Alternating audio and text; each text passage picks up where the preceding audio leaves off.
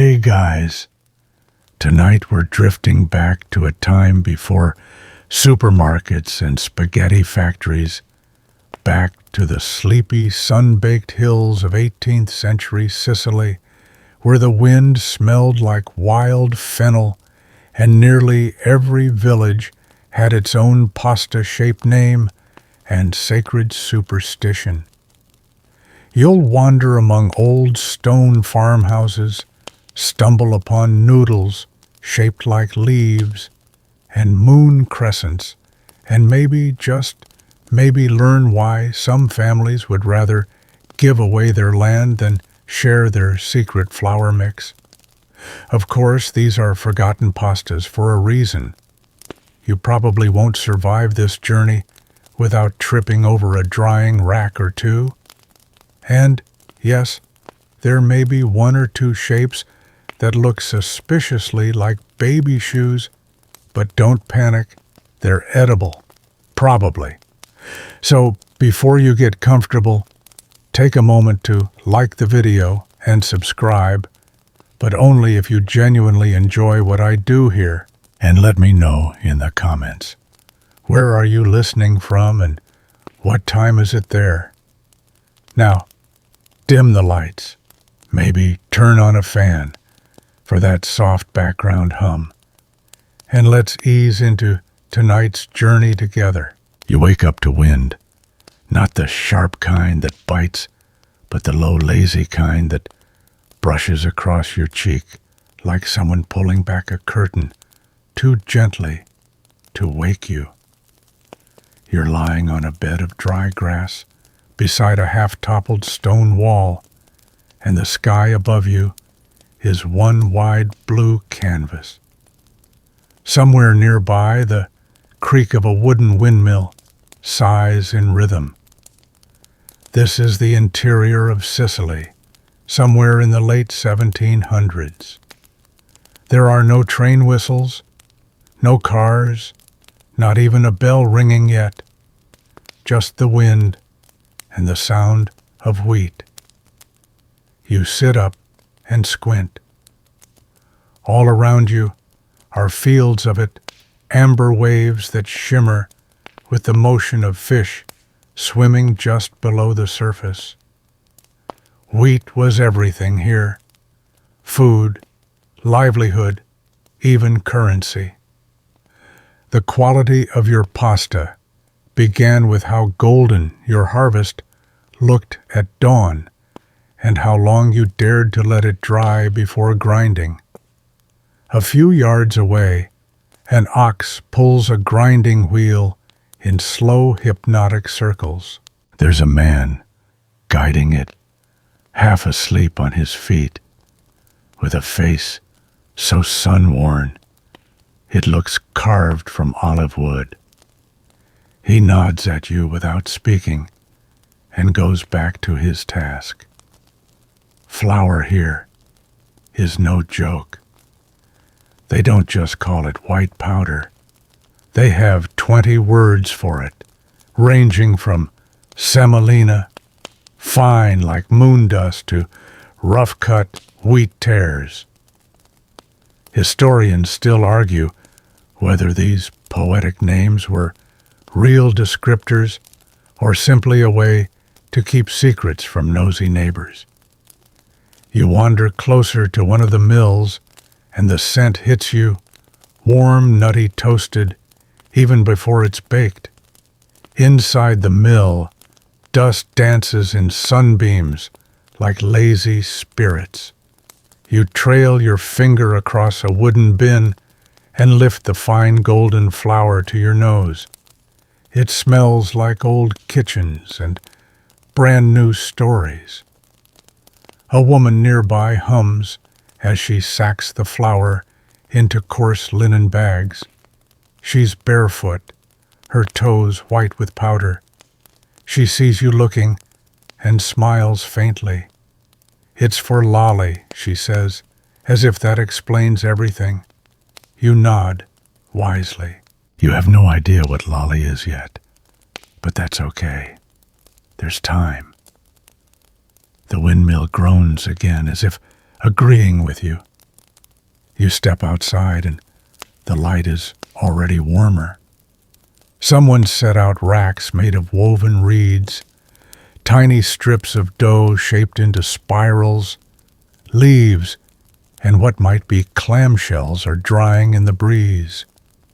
A chicken hops by and pecks at one, then changes her mind and walks away. Even she knows you don't mess with pasta around here. In the distance you hear a donkey bray, then a pot lid clink, then silence again. You could stay in this moment forever, watching wind turn grain into powder, into dough, into legend. Because here, pasta wasn't just dinner. It was a quiet act of magic. You follow the smell of basil and flour through a winding stone path that leads into a village nestled between rolling hills like a sleeping cat. This isn't the kind of village that shows up on maps. In fact, you're not sure the locals even know the word map, but they know how to knead dough like it's second nature, and that's what really matters. The sound of laughter draws you toward a low building, with ivy creeping up its side and a door that swings inward without a sound. The room inside is thick with warmth, not just from the stone oven in the back, but from the energy of generations. This is someone's kitchen. No, someone's kingdom. And at the center of it stands a woman you instinctively know to call Nonna. She's small and solid, like the mortar used to hold up the entire village. Her hair is wrapped in a faded scarf, her sleeves rolled above her elbows, and her hands, are deep in a bowl of dough that looks like it's being disciplined into submission. She doesn't look up as you approach, but she does grunt. That's probably a greeting. You sit at the edge of the long wooden table. It's covered in flour, a scattering of dried herbs, and a dented tin holding a mysterious mix of cheeses. One corner of the table sags just slightly, as if overwhelmed by the weight of decades of pasta. Nonna pulls a lump of dough from the bowl and plops it onto a floured board with a dull thud. "Watch," she mutters, and you do. With the precision of someone who's done this since before she could walk, she begins to knead. Push with the heel of the hand, fold quarter turn. Push, fold turn. It's hypnotic, soothing, almost like a lullaby for the senses. The dough resists at first, stretching back, trying to stay raw and shapeless. But Nonna wins. She always wins. Within minutes, it's smooth and elastic, a perfect canvas for something ancient and delicious. She pinches off a piece and hands it to you. "Try," she says. You do. It's sticky, too wet. Your first fold sticks to your fingers. Your second looks like you're attacking it. And by the third attempt, Nonna is laughing softly, but enough to make your ears burn. "You knead like a priest," she says. You're not sure if that's good or bad. Around the room, strange tools hang like relics from an old religion. Carved wooden dowels, copper stamps with floral patterns, something that looks like a tiny rake. These are not mere utensils. These are sacred instruments. You reach for a gnocchi board, small, rectangular, ridged like a washboard. Nonna raises an eyebrow. "You're not ready," she says. Instead, she shows you how to roll dough between your palms, to form lolly, stubby little shapes like caterpillars caught mid-squirm. She lines them up on a cloth like soldiers waiting for inspection. They dry better when they face the window, she explains, then mutters something about wind direction and the jealousy of neighbors. Historians still argue whether such techniques made any real culinary difference or if it was just village superstition passed down to keep kids from asking too many questions. You try again. This time, your lolly look less like confused larvae and more like potential food. Nonna gives you a brief nod, Sicilian, for thunderous applause. Outside you hear voices, children laughing, a cart rolling by, and from somewhere far off, the soft clinking of a spoon in a teacup. You could swear the sound matches the rhythm of the kneading. At some point, someone brings in a basket of herbs.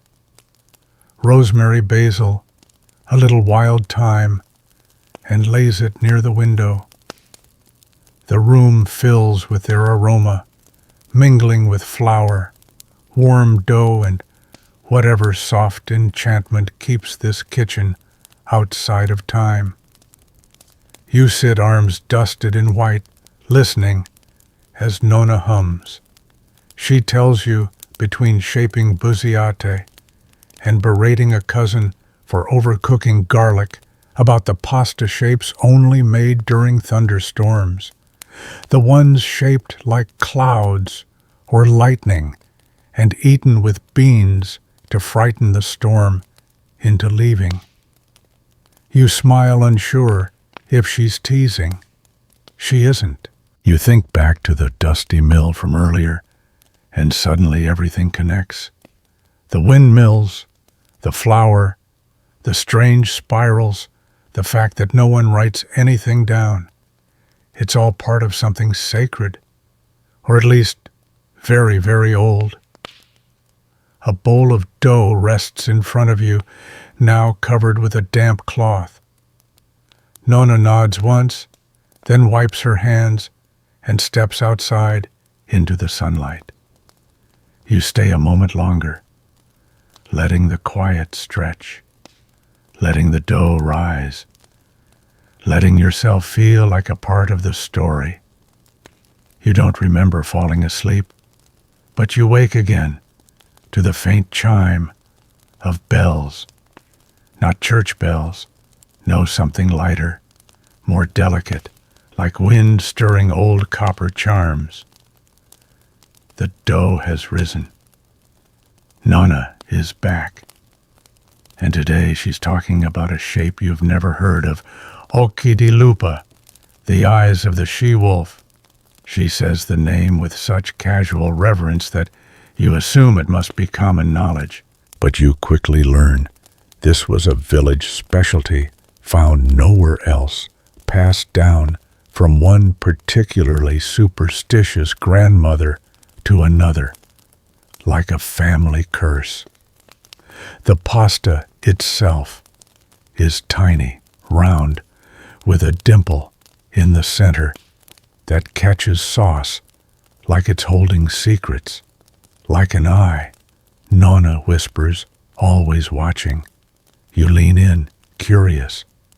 She chuckles and begins forming the shapes with speed and precision, using only her thumb and a small wooden stick with a curved end. You try to imitate, but somehow your version looks like frightened raisins. Nonna shrugs. It's the dough, she says, or maybe the soul. Fringe scholars, yes, there are fringe pasta scholars, once claimed that occhi di lupa was inspired by the Romulus and Remus legend, a nod to Sicilian loyalty to both wolves and Rome. Others argue It was just a poetic way to explain why you always feel watched in a small town. Historians still argue whether any such shape ever made it beyond the mountain borders, or whether it lived and died with one eccentric family. Outside, smoke curls from chimneys as the village stirs to life. You hear someone chopping wood, someone else singing, in dialect so old and worn it barely resembles Italian. That's the thing about Sicily. It holds language like it holds recipes, tight-fisted and full of spice. You step outside for air. The sunlight is sharp, the kind that bounces off white stone and forces you to squint. In the main piazza, someone is preparing for the feast of Santa Lucia. You hear the clatter of benches being moved, the soft whinny of a donkey tied near a fig tree, and the unmistakable scent of boiling tomato sauce hanging in the air like a prayer. You wander toward the commotion, and an old man waves you over. His cart is covered in small boxes, each labeled in a fading hand with names you can barely pronounce. You ask what they are, and he opens one to reveal a type of pasta shaped like tiny sunbursts sollicini, only made during the solstice, he explains. Brings warmth through the winter. He hands you one to hold. It's rough between your fingers like coral and smells faintly of cinnamon and citrus. You blink. Citrus in pasta. Oh yes, he says, catching your surprise. Dried lemon zest in the dough, for luck and for flavor. He pauses, and for ghosts. You think he's joking, but he's already moved on to the next box. Trizzy, shaped like braided ropes only made by unmarried girls, and always laid out in groups of 3. For the fates, he says.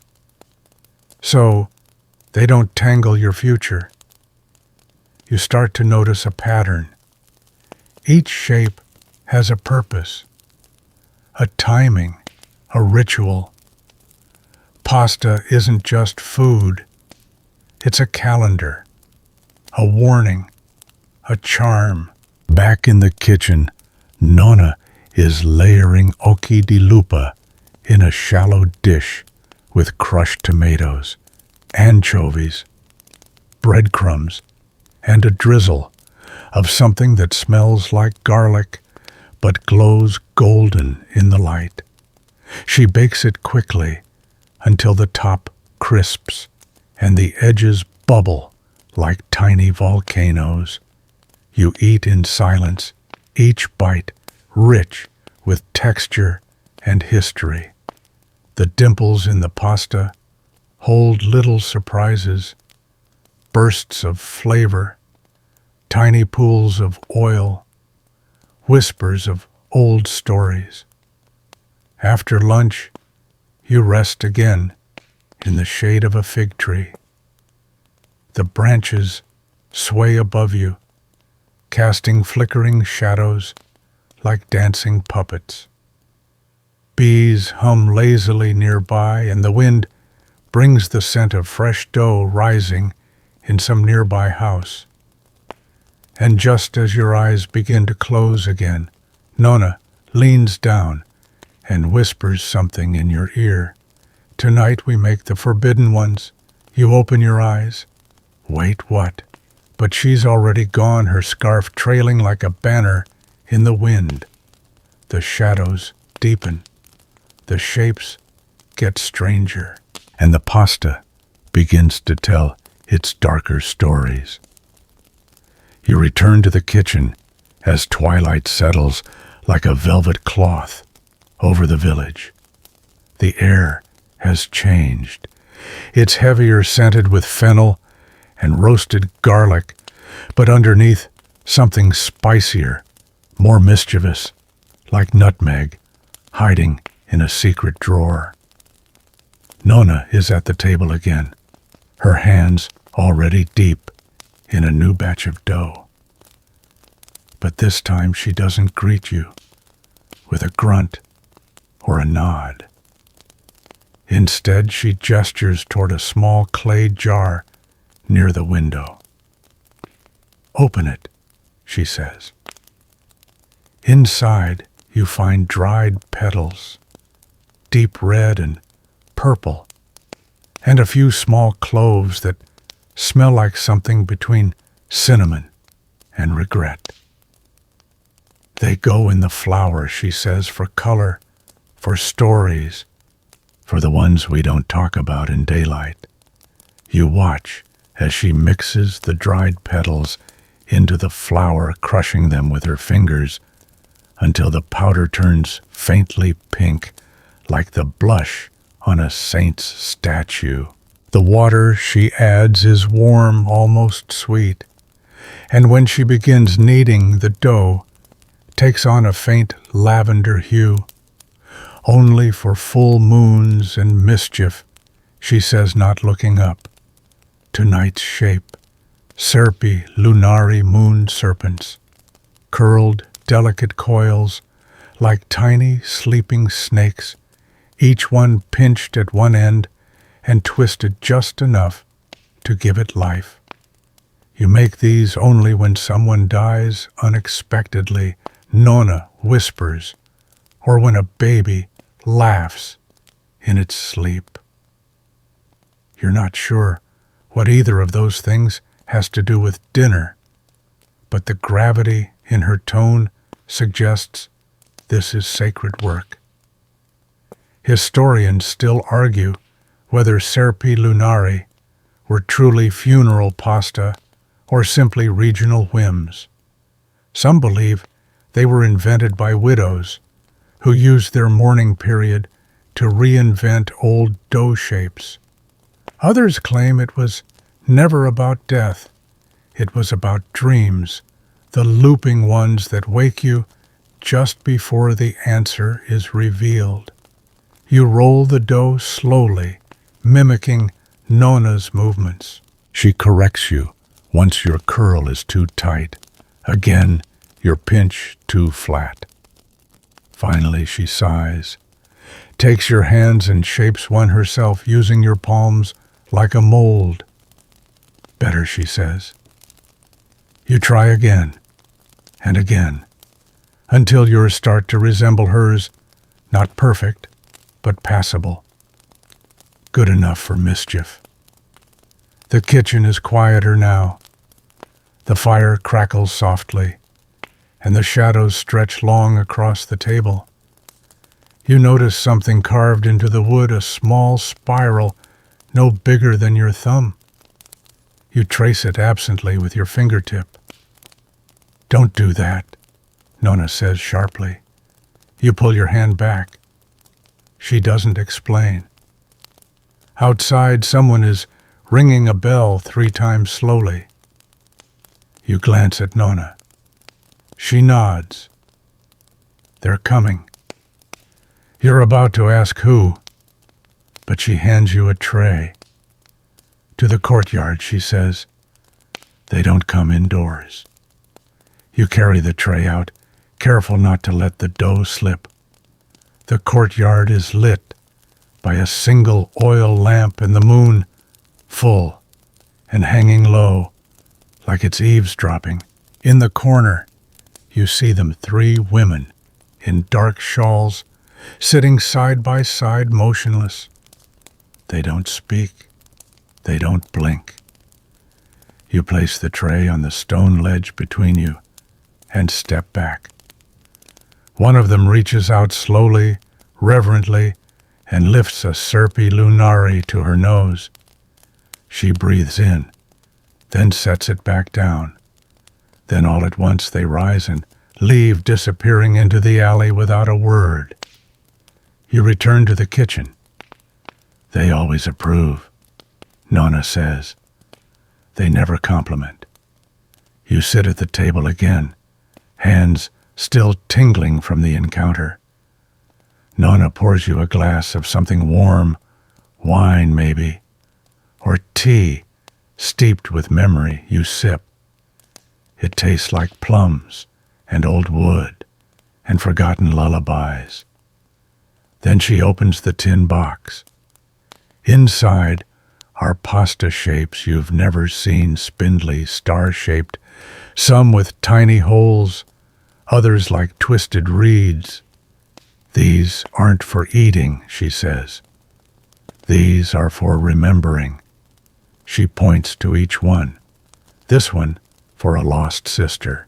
This one for a child born with a veil. This one. She pauses, touching a fragile spiral. For me. You ask if anyone still makes them. She smiles, but it doesn't reach her eyes. Only when someone new comes to learn. You sip again. You look at the shapes. You wonder which one will be yours. And somewhere far above the moon leans closer, curious about this strange ritual of flower and silence. The next morning comes slowly, as if the sun is reluctant to rise over a place where dreams and dough dance so closely together. You wake with the taste of lavender still on your tongue and a faint trace of flour under your fingernails. Nonna is already up, naturally. She never really sleeps, just dozes with her eyes open like an old cat or a watchful saint. Today, she says, is for pasta delle ombre, pasta of the shadows. You try to laugh, thinking it's a joke, but she's already pulling down a jar filled with black flour. Charcoal, you ask. She shakes her head. Burnt fig leaves, she replies. Ground, fine, just like they used to do after a storm. The dough is dark as ink, but smooth, silky, even. And when she presses it out on the board, it leaves faint streaks like brush strokes. This is painted pasta, she says. You only make it when someone disappears without goodbye. Historians still argue whether pasta delle ombre was tied to mourning superstition or culinary fashion. A few fringe food anthropologists claim it was created by witches in remote Sicilian covens who believed it could reveal dreams. Others suggest it was simply made with leftover ash when times were lean and you had nothing left but heat and hope. You roll the dough with her, trying to mirror her movements. Today's shape is long and ribbon-like, twisted in a way that makes it flutter when it dries. Like shadows moving on a wall, Nonna says, her voice almost a whisper. Like memories that won't hold still. The shapes hang from a wooden rack in the kitchen, catching the breeze from the open window. They sway ever so slightly, like they're listening. After the dough is set, she leads you down a narrow staircase you didn't notice before. The cellar is cool, lined with shelves of jars, dried herbs, cured olives, bottles of oil, so green they look enchanted. In the far corner is a small chest, and inside more pasta. Each piece wrapped in cloth, dated labeled. Ombre di Teresa, 1804. Ombre di Salvatore, 1871. You don't ask questions anymore, you just watch. She picks one Ombre di Matteo, 1933, and unwraps it with care. The pasta inside is faded, but intact, brittle, yet beautiful. She places it on a shallow plate and drizzles it with a syrup made of bitter orange and black honey. This one is for the priest, who never came back, she says.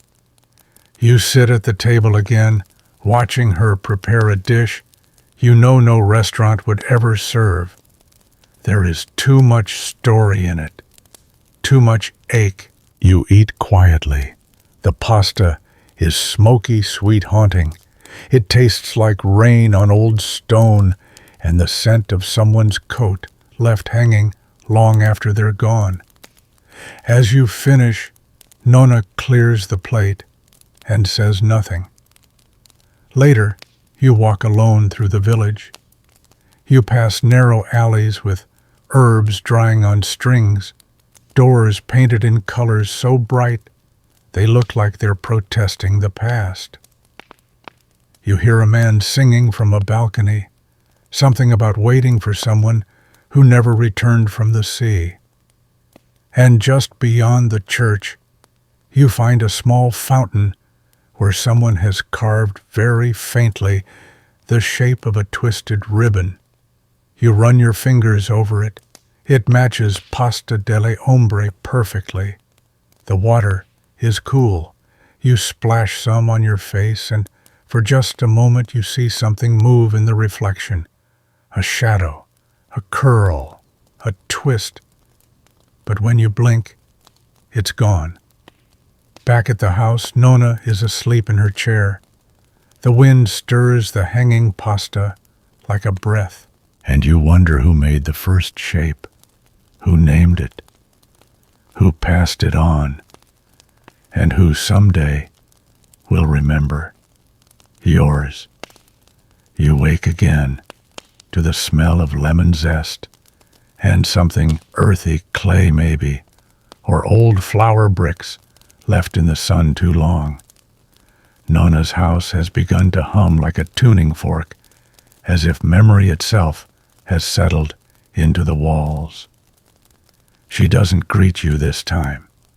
She simply nods toward the counter where another pile of dough waits, dusted in flour, the color of antique ivory. Today, she says, we honor the ones who talk to saints. You blink. Was she joking? No, she adds, reading your face without lifting her eyes. They made pasta too. You learn the name, Capelli dei Beati, hair of the blessed. It's absurdly thin, so delicate it floats when you blow on it. So fine you wonder how it doesn't simply vanish. Some believe it was invented by cloistered nuns who saw visions during their fasts and braided their dreams into the dough. Others claim it originated from a single woman in the hills of Enna, who heard St. Agatha's voice in a thunderstorm and translated the message into noodles. Historians still argue whether Capelli dei Beati was a symbolic offering or a product of monastery boredom. There's even a fringe theory that says the pasta was eaten raw, laced with herbs that induced divine hallucinations. Nonna rolls her eyes when you mention this. The only visions I ever had came from undercooked beans, she mutters. She teaches you how to roll the dough so thin that it almost disappears under your fingertips. You're not allowed to talk, not even a whisper. Silence is sacred for this shape, she says. It carries breath. You work beside her for hours, slicing the noodles with a blade so thin it looks borrowed from a watchmaker. Each strand is laid out in loops, then dusted again with flour mixed with dried marjoram, the herb of patience, she says. and waiting. Once the noodles are dry, she places them on a wide, flat platter and sprinkles them with a gold dust made from dried orange peel, crushed so finely it glows. This is how they caught the attention of angels. She smiles. Bright things rise. Lunch is quiet. You eat your portion slowly, and the noodles practically dissolve on your tongue. The flavor is ethereal, like air that remembers lemons, like dew that once passed through a monastery's garden. You feel lighter, not full exactly, but strangely soothed, like you've eaten silence and it liked you back. Later, Nonna takes you to the chapel. Its abandoned cracked walls, a faded fresco of Saint Lucia with eyes that seem to blink when you're not looking. In the corner stands a stone basin filled with dried flower petals and folded pieces of pasta. She adds, yours. No prayer, no chant, just a nod. You ask what happens next. Nothing. She shrugs. Or maybe everything. That's the fun part.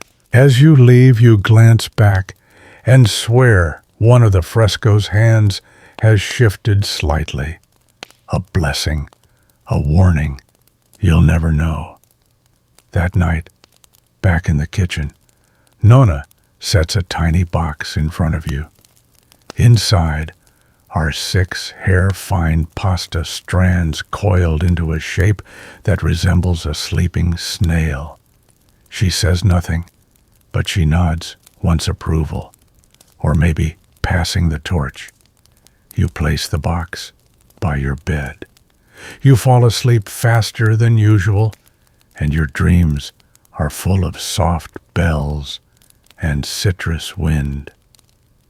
At one point, a voice calls your name, gentle, familiar, and when you turn toward it, you're standing in a field of flour, knee-deep, as pasta angels float above your head. You reach for one, but it disappears. And somewhere far away, a pot begins to boil.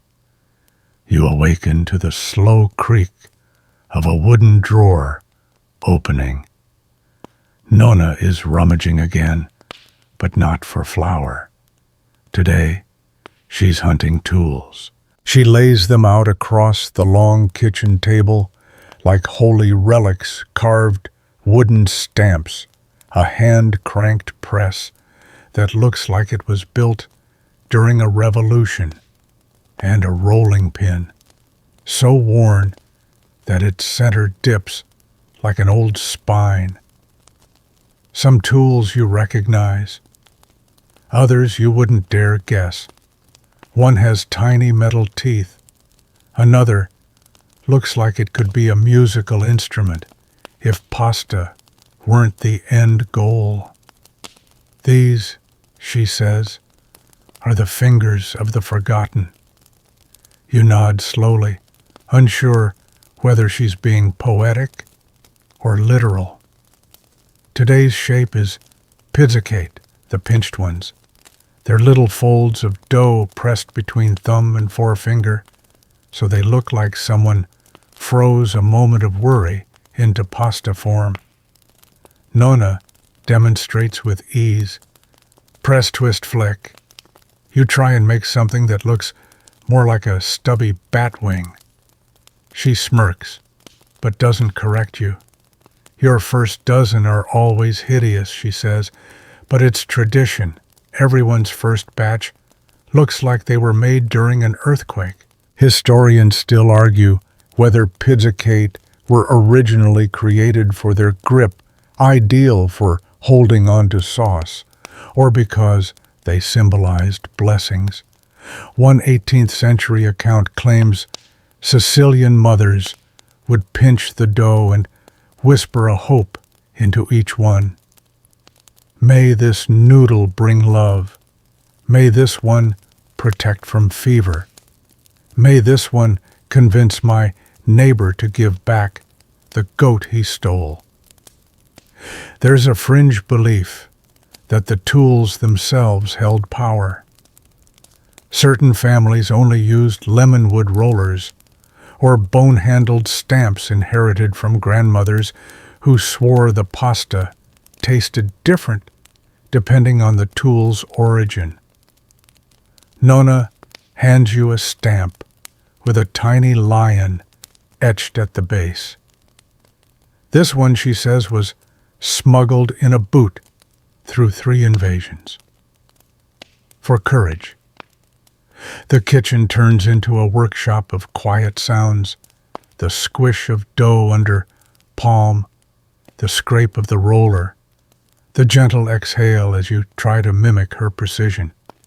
Your shapes improve, slightly. You start adding your own rhythm.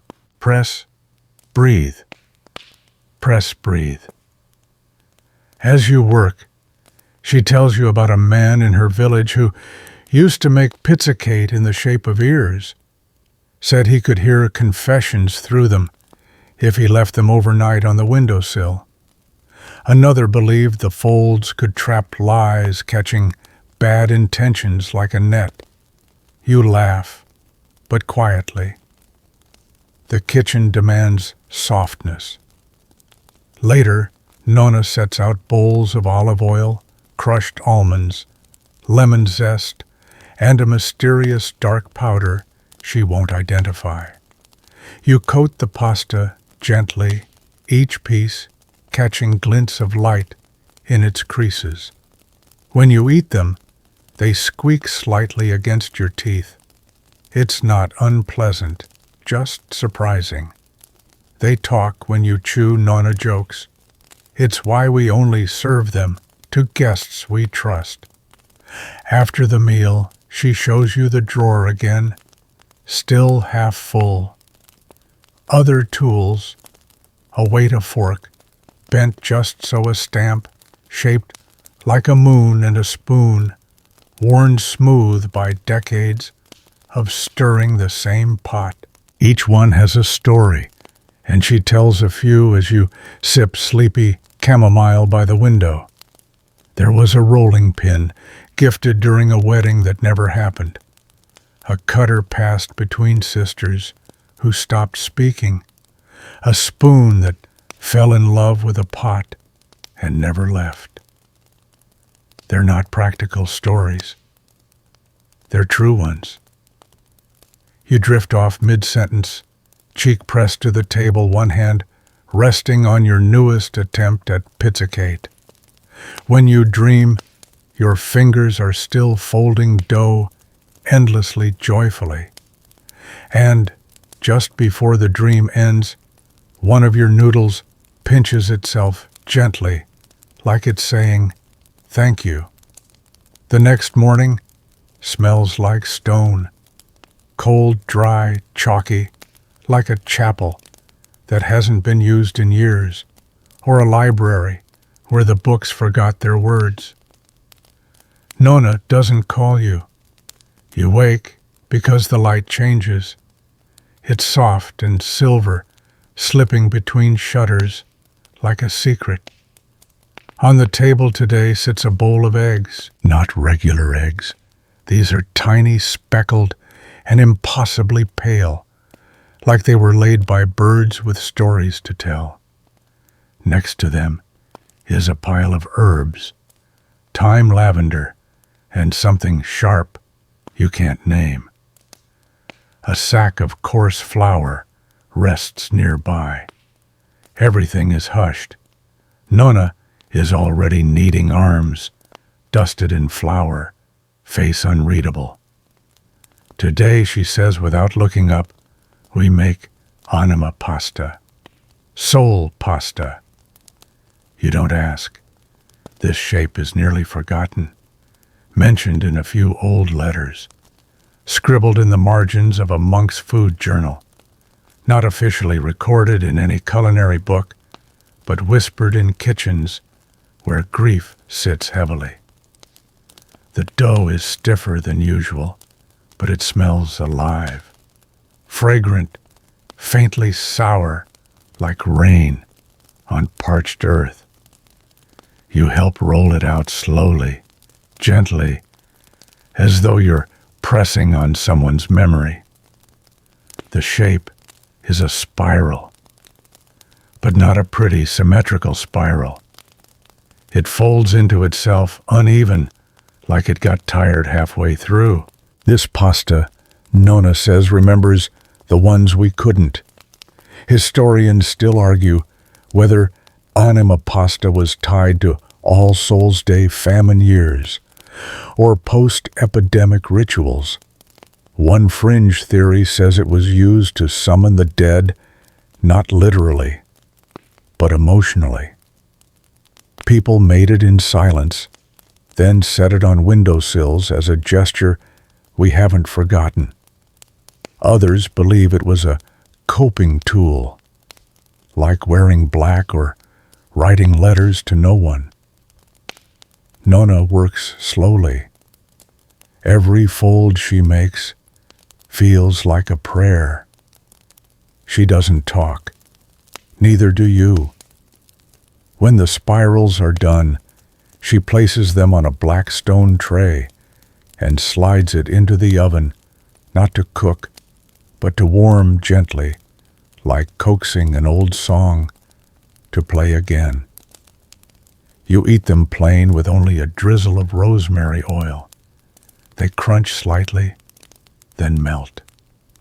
The flavor is bare, honest, a little sad, and somehow beautiful. After lunch, she pulls out a small box of photos, old ones, faded faces, some smiling, some not. She names each person quietly. Some were relatives. Others were just neighbors who used to come by for flour or stories. One of the photos is of a young man with flour on his cheek, holding a pasta spiral to his ear like a seashell. He said he could hear his grandmother's laugh in the fold she smiles. That was before the flood. You spend the afternoon collecting wild herbs. Nonna insists the sole pasta must always be paired with something living. She braids thyme into your hair without asking. Later, just before sunset, you help her place the remaining spirals on the windowsill. They sit quietly, catching the fading light like stones warmed by a forgotten sun. And for a moment you swear you hear a laugh, not from inside, but from somewhere else. A whisper, a warmth, and the air smells like rosemary and something older, like memory. You wake to the sound of tapping tiny, deliberate, not like rain, more like someone drumming their fingers against a wooden counter in thought. Nonna is nowhere to be seen, but the back door is open, and sunlight slices across the floor like a warm blade. You follow the sound and find her outside, sitting on a low stool in the shade of a fig tree. In front of her, a tray of flour, and beside it, a strange contraption, a ridged paddle, a block of dried pasta, and what looks like a bundle of string. She glances at you and pats the stool beside her. "We're making stortoleti today," she says. You blink. Crooked ones. She lifts one between her fingers. It looks like a tiny twisted rope, each coil uneven, each curve slightly rebellious, like the pasta tried to grow up straight, but got distracted by the wind. Not everything needs to be perfect, she adds. In fact, the best things never are. Stortoleti originated in mountain villages where humidity and altitude made it impossible to roll dough into neat symmetrical forms. So they leaned into the chaos, twisting and pinching the noodles until they looked like little storms. It was efficient, expressive, and secretly fun. Historians still argue whether these were created by accident, left out too long, and reshaped by air, or intentionally as a rejection of nobler aristocratic pasta designs. Some believe monks made them during fasting periods to reflect the crookedness of human will. Others say it was just easier for arthritic hands. There's even a fringe theory that the pasta was a kind of edible confession. You'd twist the dough while thinking about your sins, then boil it and eat it to keep them secret. Nonna rolls her eyes when you mention this. If that were true, my uncle would have eaten 6 kilos a week. You start rolling. It's harder than it looks. The dough has to be just wet enough to hold its shape, but dry enough to resist collapsing. Your first few look like snail casualties. Nonna laughs. They're not meant to impress anyone. They're meant to remember that hands tremble. That's what makes them holy. By midday, you've got a small army of spirals, some fat, some skinny, all crooked and stubborn. She lets them dry in the shade, flipping them occasionally like sunbathing cats. Lunch is simple, stortoleti, tossed with browned butter, sage, and toasted walnuts. Each bite is uneven in the best way. Some crispy, some soft, some catching more butter than you thought possible. They're not beautiful, Nonna says, but they surprise you. After eating, she pulls out a box of old letters, many unopened. She tells you they were sent to her by a friend who never used punctuation and always signed her name differently. Everyone is crooked, she says. That's why I kept them. You read a few aloud, each sentence meandering into the next.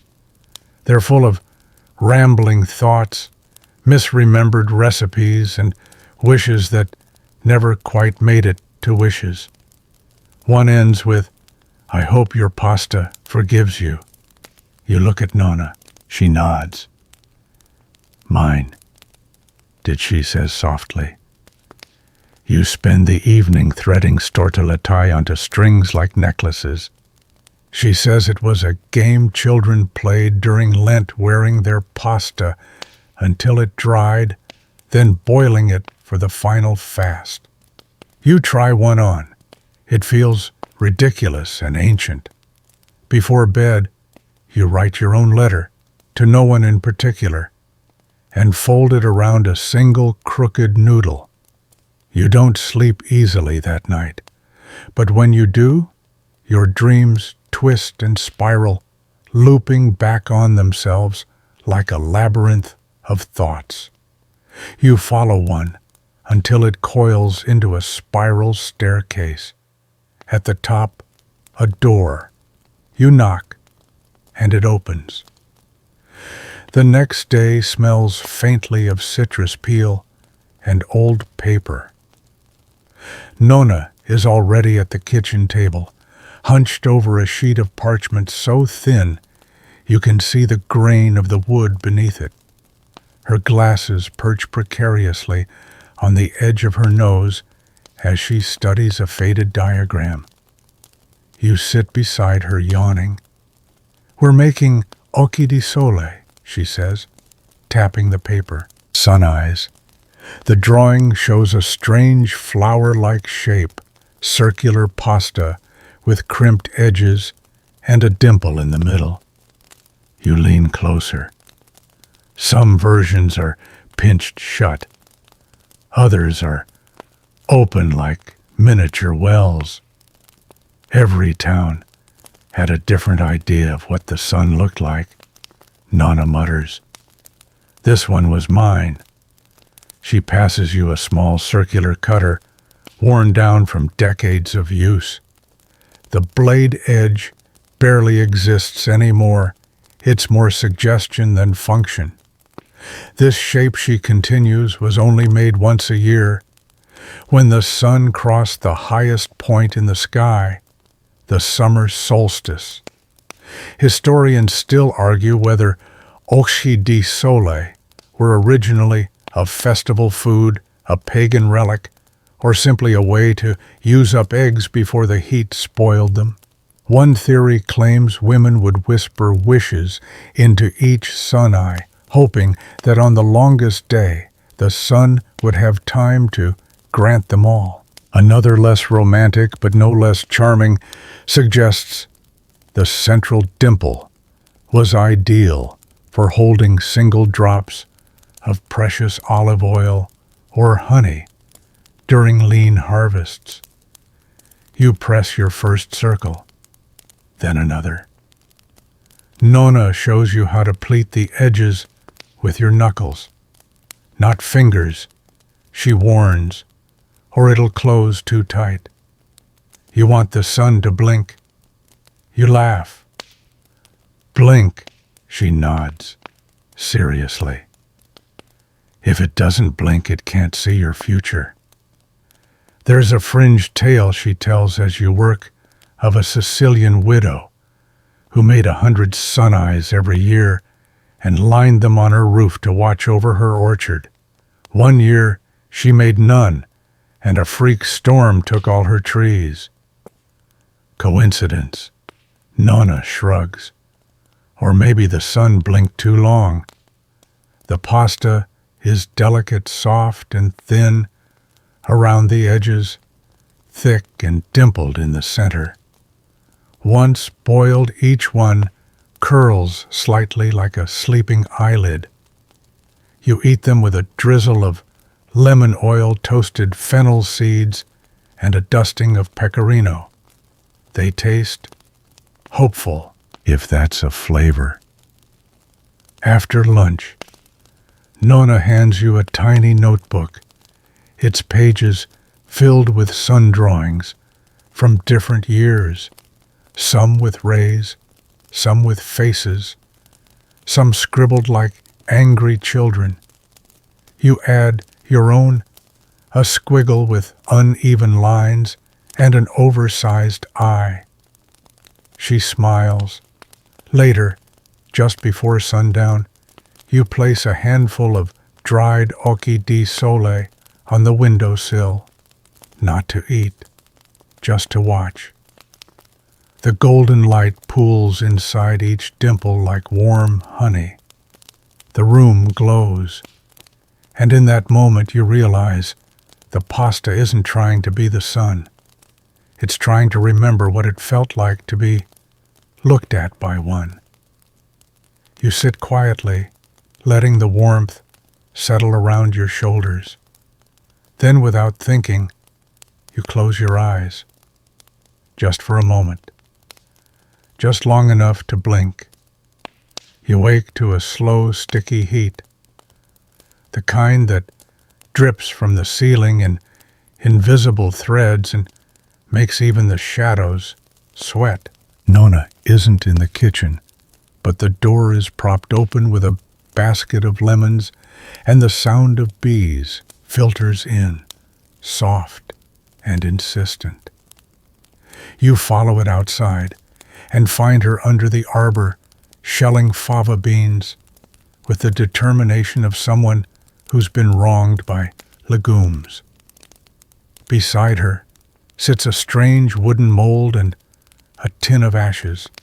She doesn't look up. "We're making canary pasta," she says. "Ash pasta." You sit without a word. This doesn't feel like a day for jokes.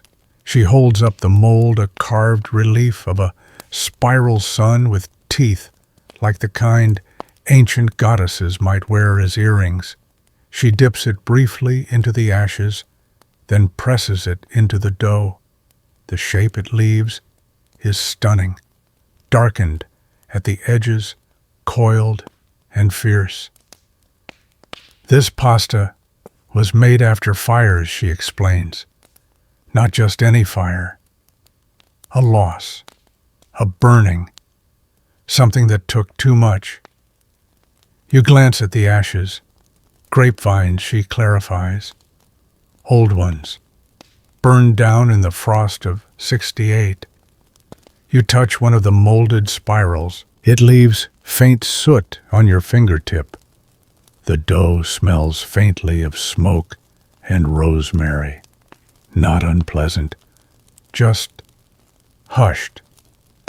Historians still argue whether Ceneri pasta was born from necessity, flour mixed with ash to stretch it during famine or ritual. Some say it was symbolic to eat what destroyed you, to take back control. Others believe it helped with digestion.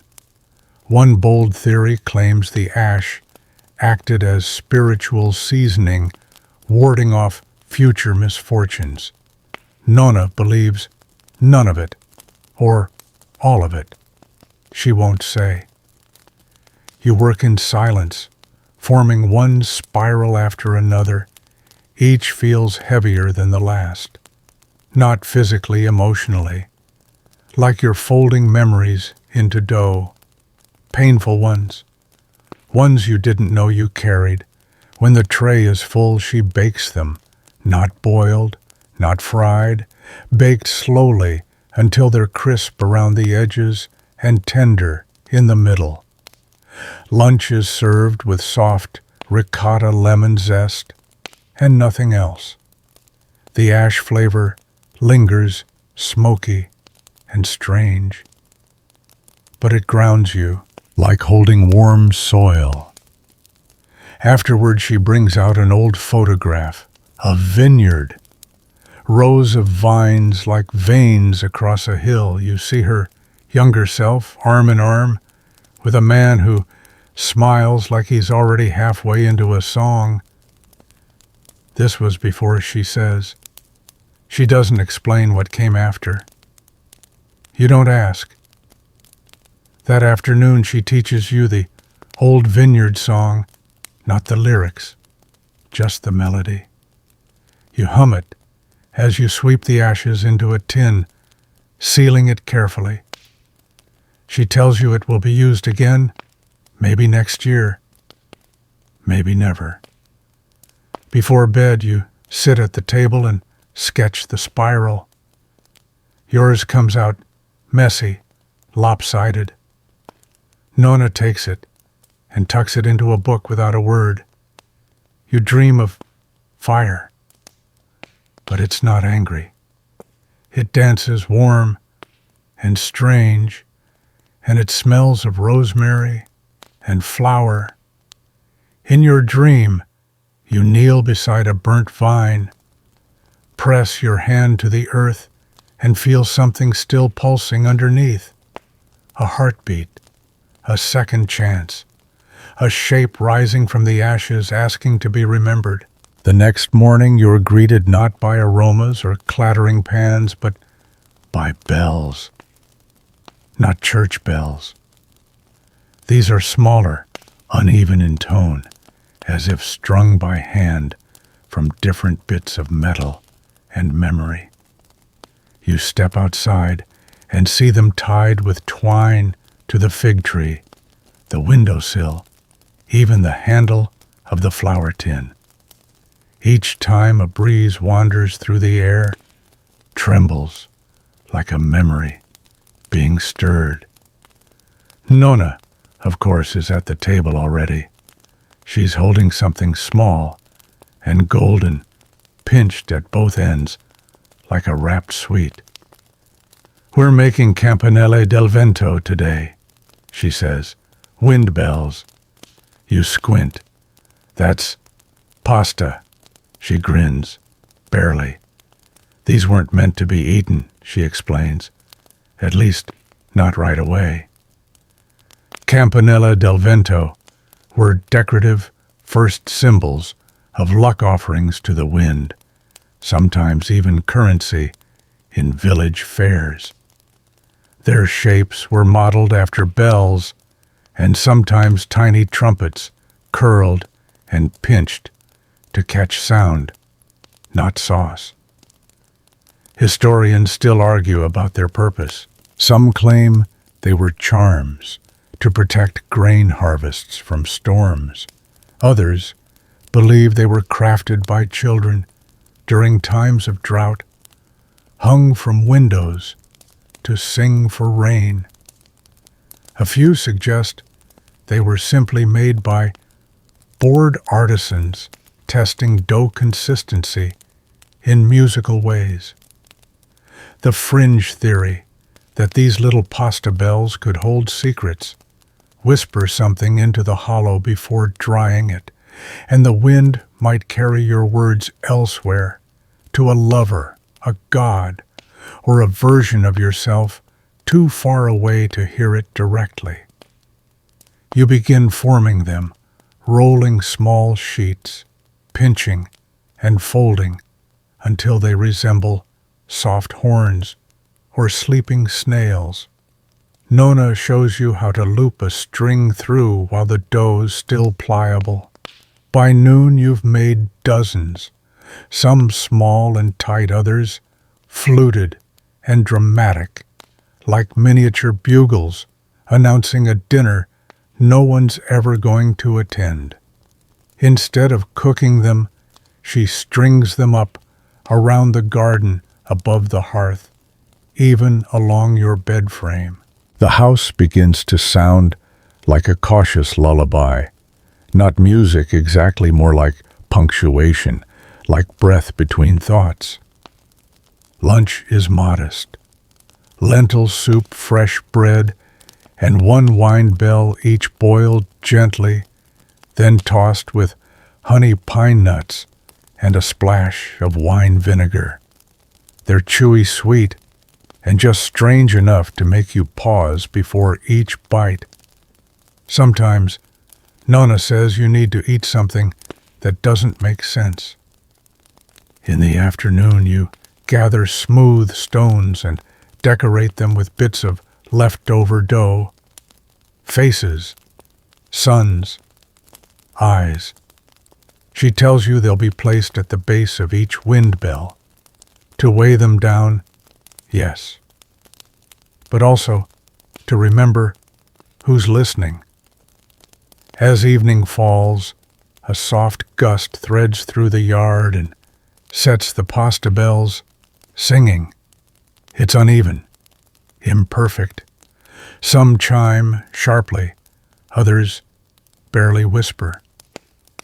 But it's enough to make you stop mid-step, as if someone has called your name without speaking it. That night you write a note and roll it into one of the uncooked bells. You don't sign it.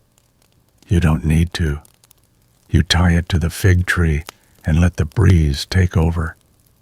In your dreams, you're standing at the edge of a cliff, overlooking fields of golden wheat.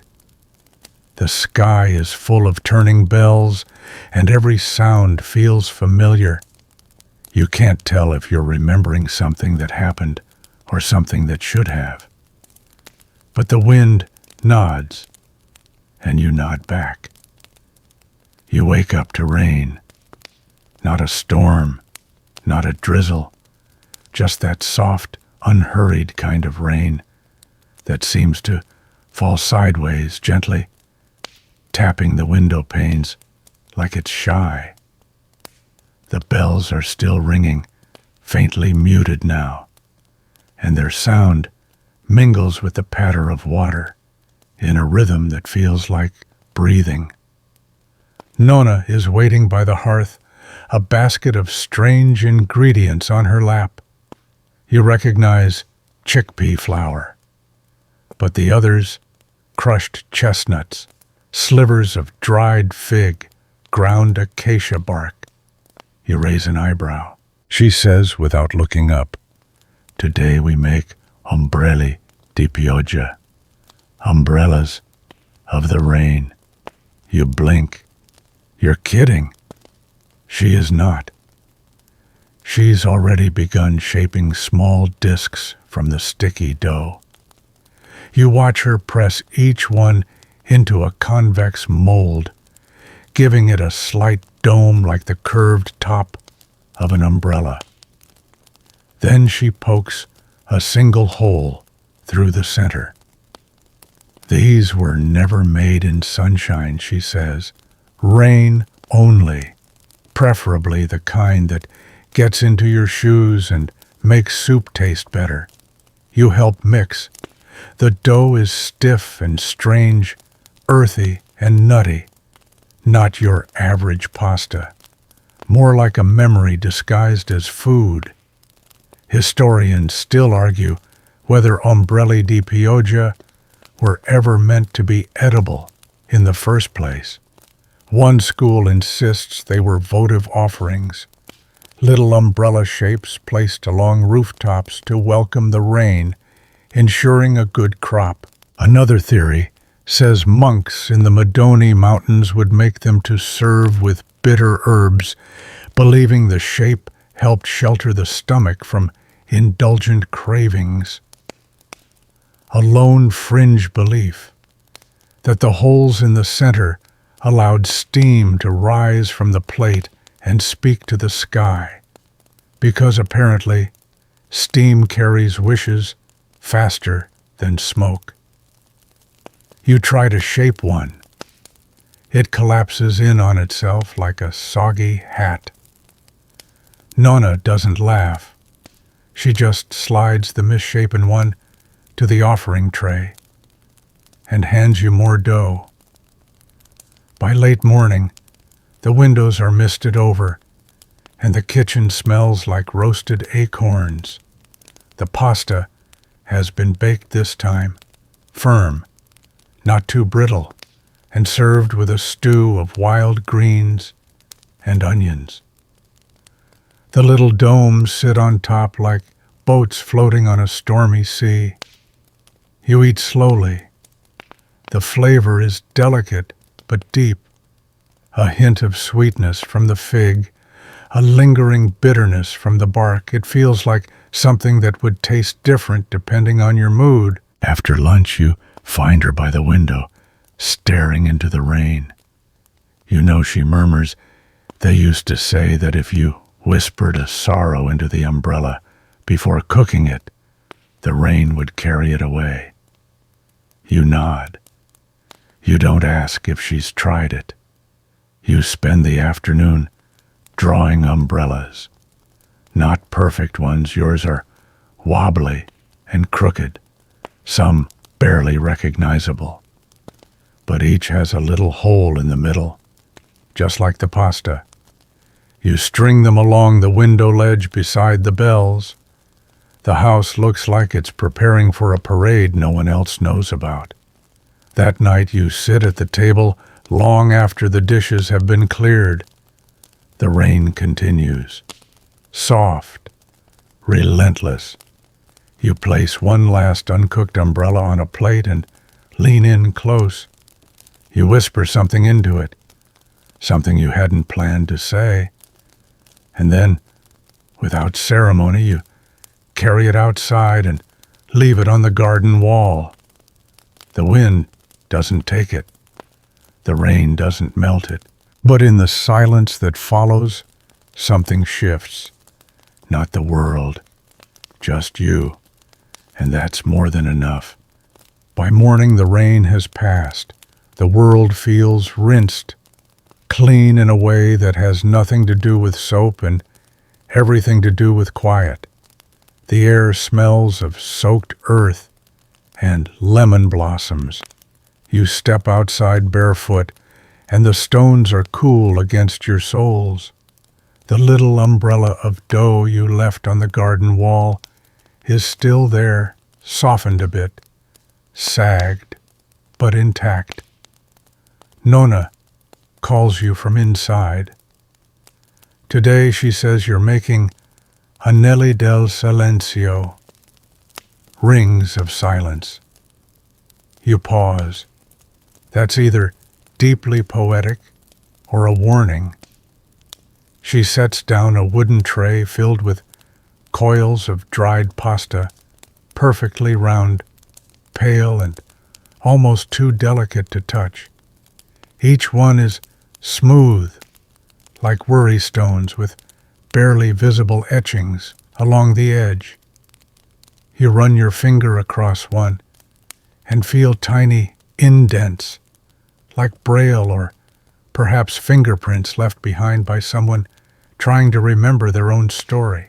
These were eaten on days of mourning, Nonna explains, or during vow weeks. No speaking aloud. Historians still argue about that last part.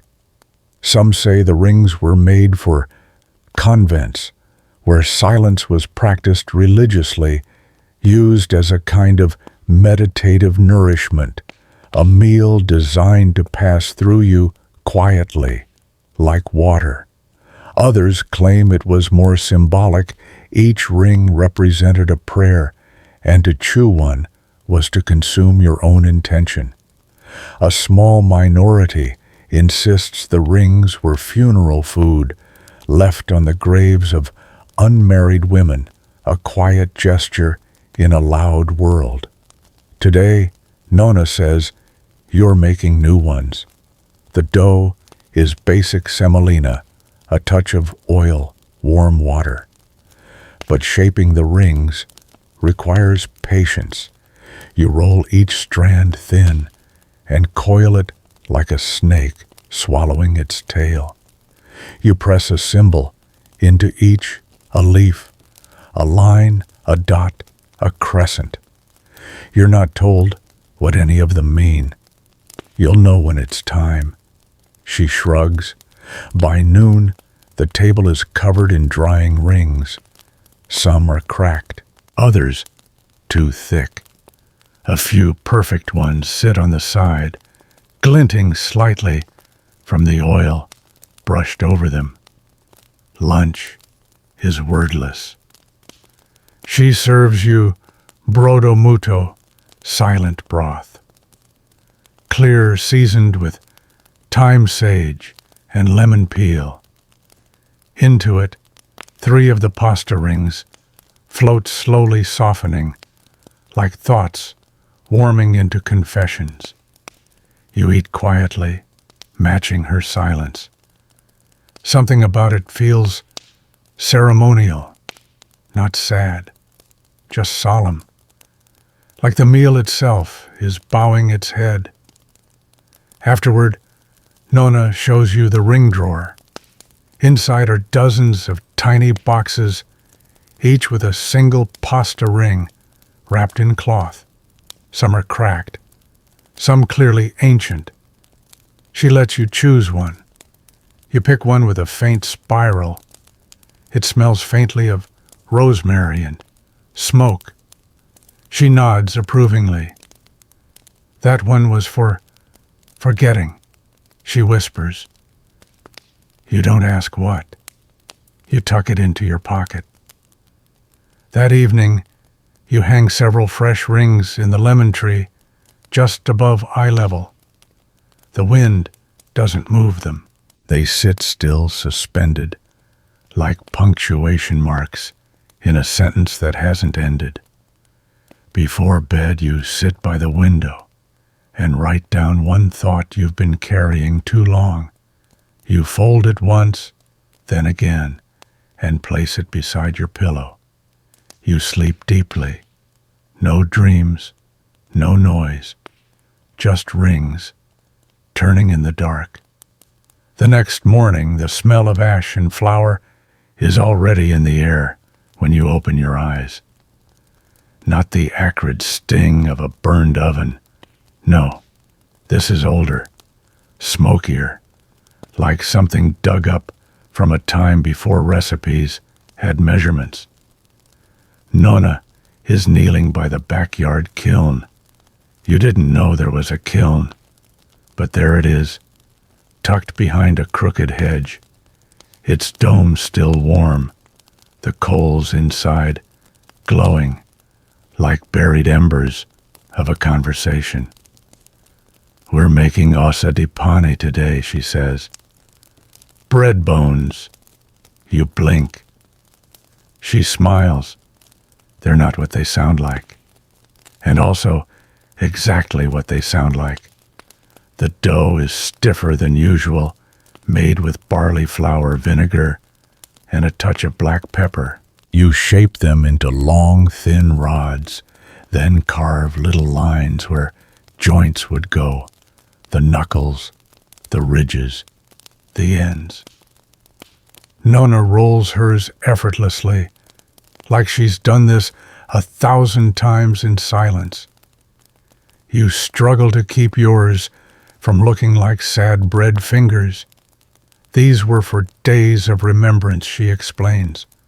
All Saints, All Souls.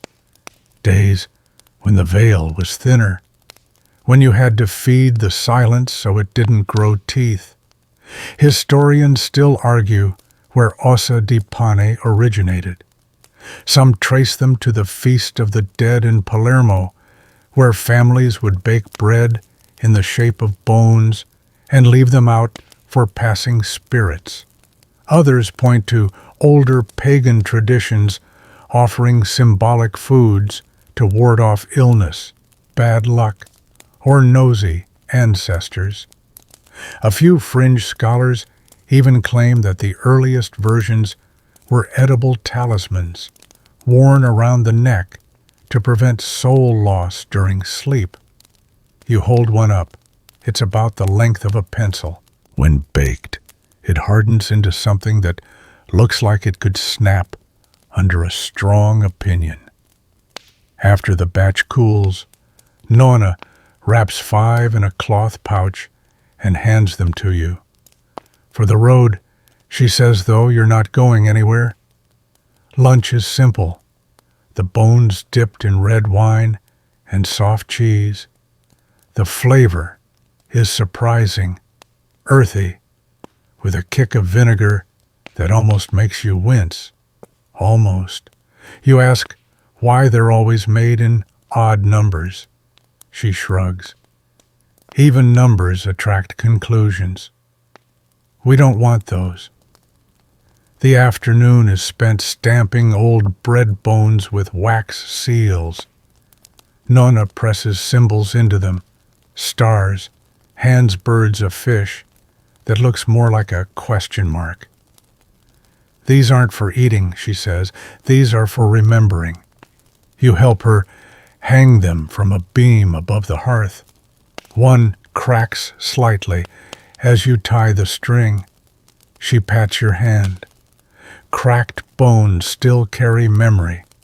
That night, as the fire burns low, you take one bone from your pocket and hold it in your palm. It's warm from your skin. You whisper a name into it, not out loud, not even with your lips, just in your mind. It listens. You fall asleep with it resting beside your cheek. In your dream, you're in a room with no doors, but the walls are made of bread, and every wall has a handprint. You press your hand against one, and it feels like someone's waiting on the other side. You wake up to the sound of bells again, these ones deeper, slower, like the clang of church towers buried under centuries of dust. But there's no church nearby, just the lemon trees, the crooked hedge, and Nonna, who is already at the table oiling something that looks suspiciously like a small wheel. Today, she says, not looking up, we're making ruote della memoria, memory wheels. You sit beside her, trying not to look too skeptical. But you know better by now. Every strange name comes with a story, a ritual, and a whisper from the past.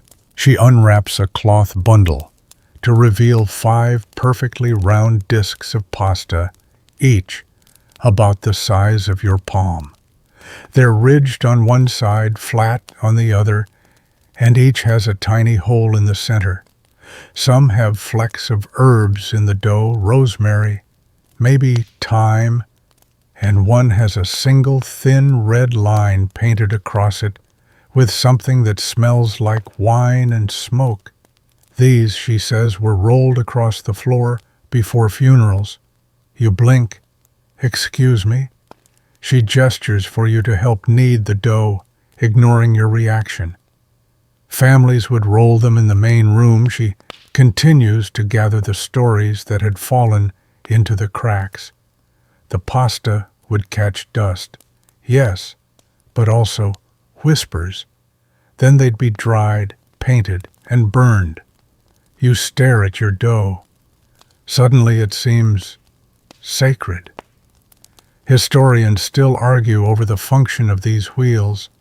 Some believe they were toys left for children who had passed, meant to entertain their spirits on the long walk beyond. Others suggest they were symbolic sweeping tools used to ritually collect grief from the household before it grew mold. A few scholars claim they were divination devices, and that the direction they rolled, left or right, predicted whether a death had been a peaceful passing or an unsettled one. You helped Nonna shape the new batch carefully, carving thin ridges along the edges with a dull knife. She places each on a long plank of wood and slides it near the hearth to dry. Then comes the strange part.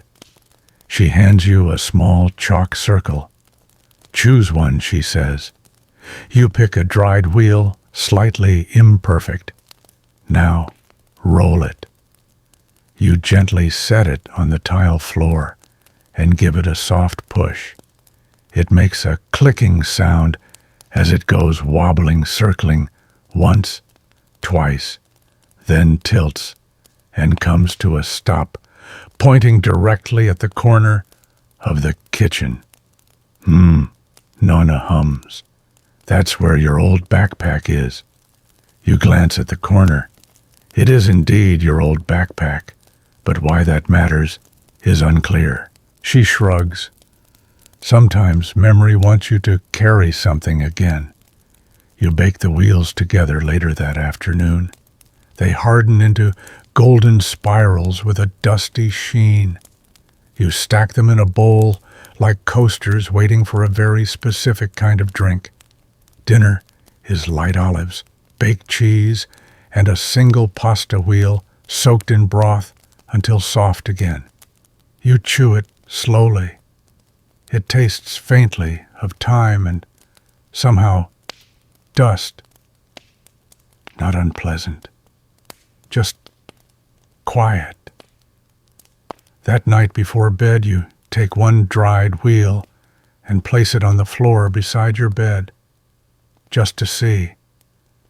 By morning, it's moved 2 inches. You didn't hear it roll, but it did. The morning is unusually warm, even for Sicily. The windows are fogged from the inside and the sun filters through like syrup. You find Nonna in the pantry, not the main one with jars and vinegar, but the little one tucked behind a curtain where she keeps things that don't quite belong in the present. She's holding a handful of dried pasta, long, flat, twisted into shapes that resemble tangled ribbons or perhaps unbraided hair. They're called capelli di lutto, she says. Mourning hair. You pause. Like actual hair. She chuckles softly, then grows quiet. Not quite, but close enough once.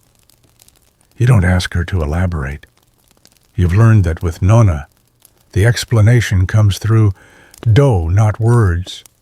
The flour this time is a blend, half semola, half dark rye. She tells you It has to be earthy. You mix it with water that's been steeped in dried black olives and nettle leaves, which smells like forest undergrowth after rain. The dough comes out darker than usual, speckled like ash, suspended in clay. You roll it into strands, twist them lightly, and flatten them until they curl into shapes that, yes, do look like locks of hair coiled gently on the table. Historians still argue whether capelli di lutto were a regional custom or something more widespread. Some claim they were specific to widows, made on the seventh day, after a husband's death, served without salt or cheese. Others suggest they were braided into funeral wreaths as an edible centerpiece, meant to be taken home by mourners and boiled as part of a personal ritual. One controversial theory even proposes they were made before death, as a way to prepare for grief, like buying candles before a storm. Nonna places your best curls on a black cloth and lets them dry by the window. These, she says, were never served hot, always cold, always quiet. Lunch is exactly that: chilled pasta tossed with oil, vinegar, and pomegranate seeds. The tartness surprises you. The color stuns you. It tastes like sorrow, but not the fresh, gaping kind. More like the gentle kind that lingers, the kind that settles, folds its hands, and waits. You eat in silence. Later, Nonna wraps a few dried curls in thin parchment and slips them into a book. Some memories, she says, need to rest between pages. That night, you can't sleep. The air is thick. You wander the house barefoot, feeling the tiles warm underfoot, the kind of warmth that comes from old stones holding on to heat like stories. You pass the pantry. Inside, one of the hair pasta strands has fallen from the window ledge. It lies curled, like it's sleeping or listening. You leave it there. Not every fallen thing needs to be lifted. By now, the rhythm of the days has softened you. You wake not to alarms or duties, but to the scent of dough rising in forgotten bowls and the faint clatter of wooden spoons tapping code into ceramic pots. This morning, however, there is no sound, only the hush of dust settling and the light tapping of olive branches against the shutters. You find Nonna seated cross-legged on the floor, surrounded by sheets of pasta. Thin, wide, square sheets, each one brushed faintly with ink. Not words, not symbols, just smudges. Shadows, really. These are ombre sheets, she says. Ghost pasta. You sit beside her without question. The dough is made from water taken from the base of the lemon tree, the one that never seems to bear fruit and flower, that she insists must be sifted through a piece of old lace. You do it slowly, carefully, watching fine particles fall like tiny memories into the bowl. Once rolled, the pasta is pressed flat onto an old table, one you realize has indentations from decades of rolling pins and elbows. Nonna takes a soft brush and dips it into a bowl of dark liquid. It smells like burnt coffee and rose petals, and gently paints swirls onto the dough. They used to do this for the ones they couldn't bury, she says.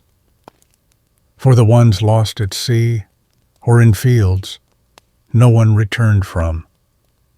Historians still argue whether ombre sheets were ever actually consumed. Some believe they were symbolic offerings hung in trees or hidden beneath floorboards to feed the unanchored. Others suggest they were burned on altars built from bread and salt.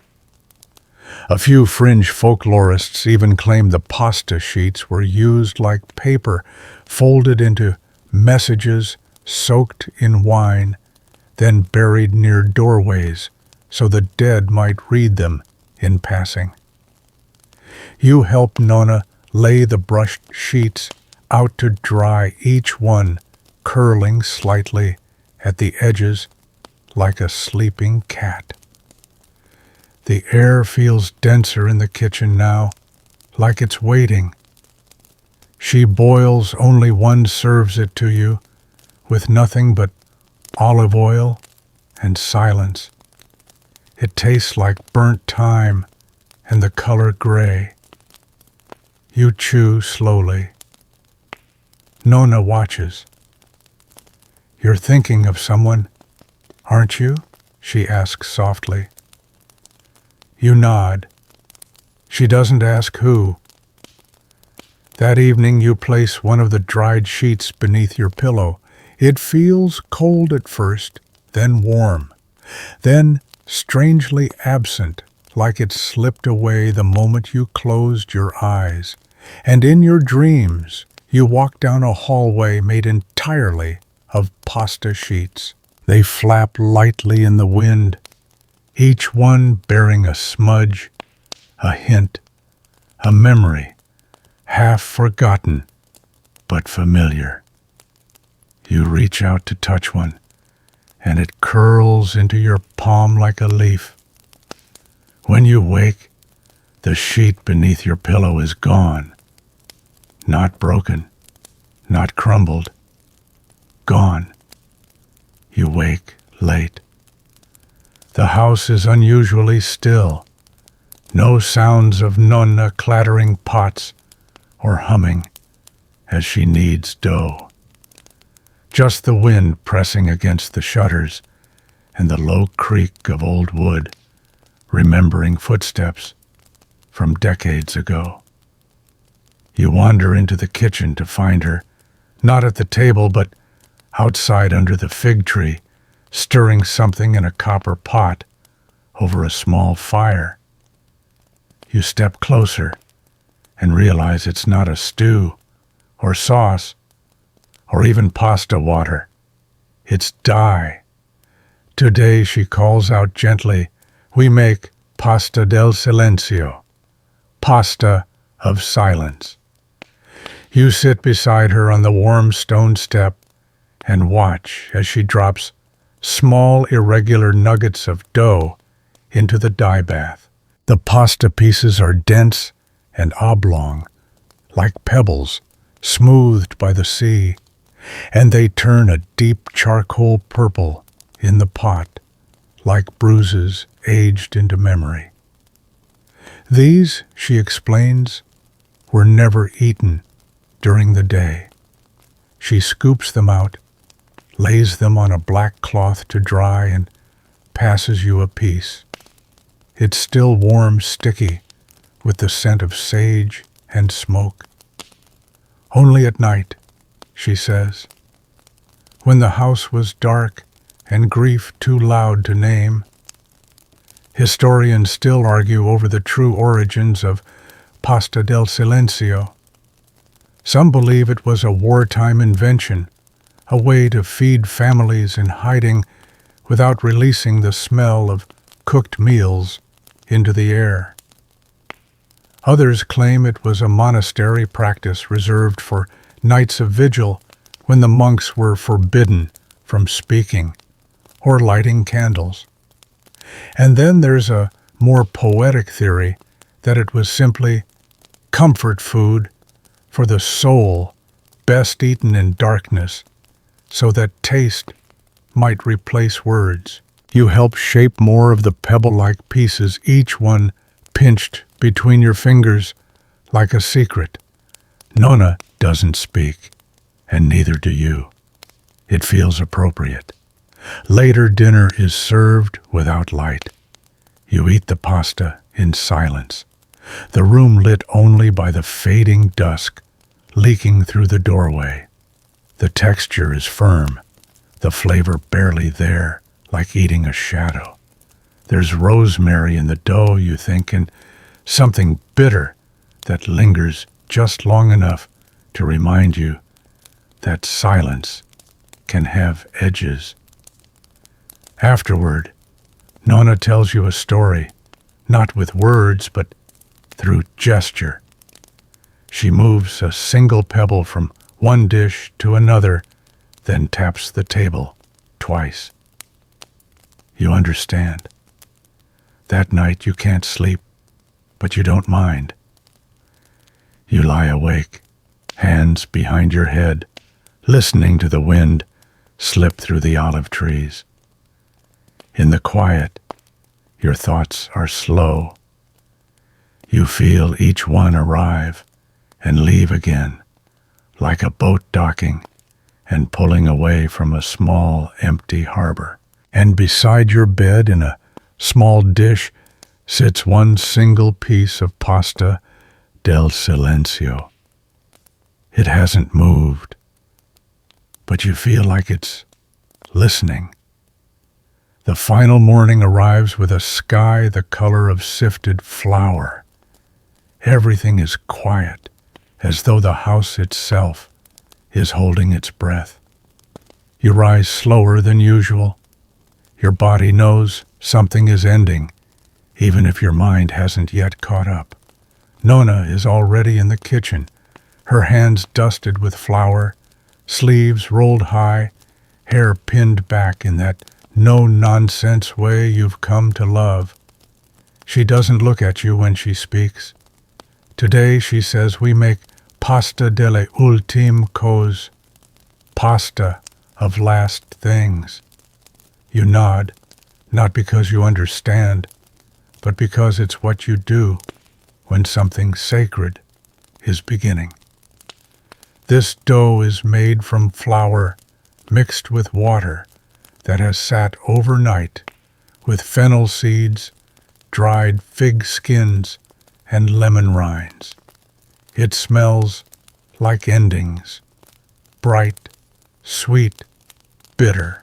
The texture is odd, too soft, yet resistant, like a memory you're trying to reshape. You knead in silence. The shapes you're instructed to form aren't really shapes at all, just odd lumps, flattened coils, pieces that seem to resist uniformity. They're meant to look like the things we forget to remember, she explains. No one will ever make the same batch twice.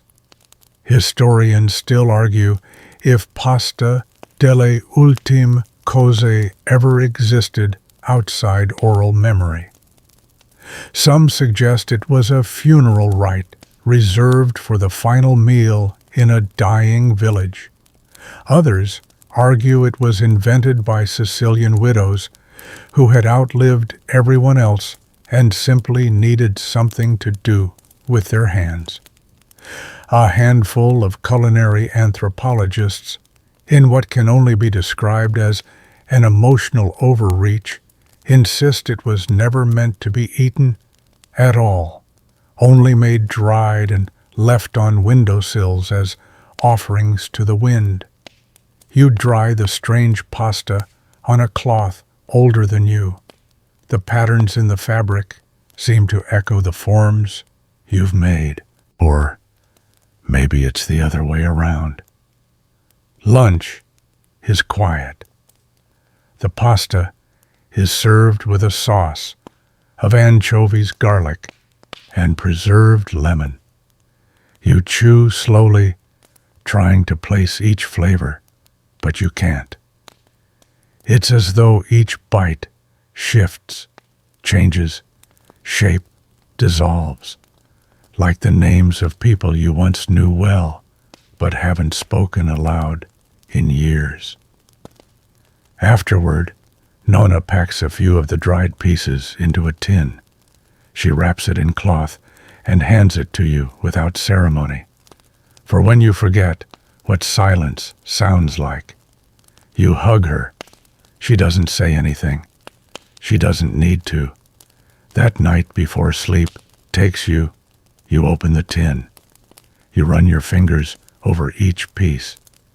They are cool, uneven, and strangely comforting.